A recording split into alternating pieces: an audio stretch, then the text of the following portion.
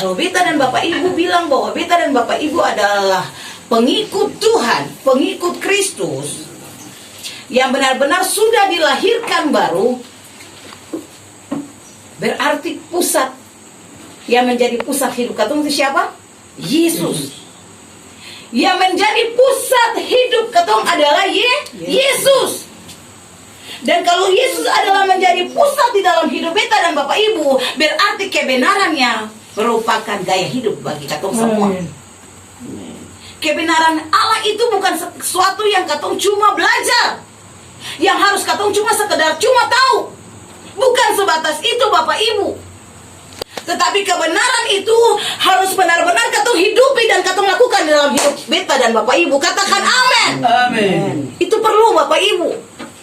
Karena kalau katong bilang katong benar-benar ciptaan baru, firman Allah bilang begini, katong harus menanggalkan katong punya hidup yang lama. Lalu katong bangun hidup yang baru bersama dengan Kristus. Dan kita terlalu percaya bahwa firman Allah di dalam 2 Korintus 5 ayat 17 yang minggu kemarin katong semua baca bersama-sama. Jadi siapa yang ada di dalam Kristus, ia adalah ciptaan baru. Yang lama sudah berlalu, sesungguhnya yang baru sudah datang.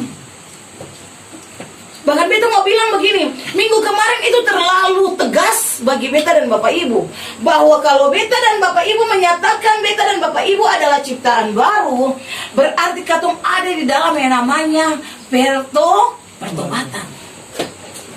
Amin. Pertobatan bukan berbicara tentang satu kali seumur hidup Bapak Ibu, tapi pertobatan itu berbicara tentang berulang-ulang kali beta dan Bapak Ibu harus datang mengakui katong punya dosa di hadapan Tuhan dan bertobat sungguh-sungguh di hadapan Tuhan Allah. Katakan amin. Amin. Makanya namanya hidup baru, katong harus mengalami yang namanya baptisan air. Baptisan air itu sebagai tanda pertobatan hidup beta dan Bapak Ibu, di mana katong mengambil sebuah, orang bilang begini, inisiatif, keputusan, bahkan komitmen di hadapan Allah bahwa beta adalah milik Kristus. Sesungguhnya hidup beta adalah milik Kristus dan beta bukan budak dosa. Katakan amin. Amin. Beta tidak mau diperbudak oleh keinginan dosa lagi, oleh kemauan dosa lagi, tapi beta harus menjadi milik Kristus yang menjadi budak kebenarannya Allah. Beta mau bilang begini,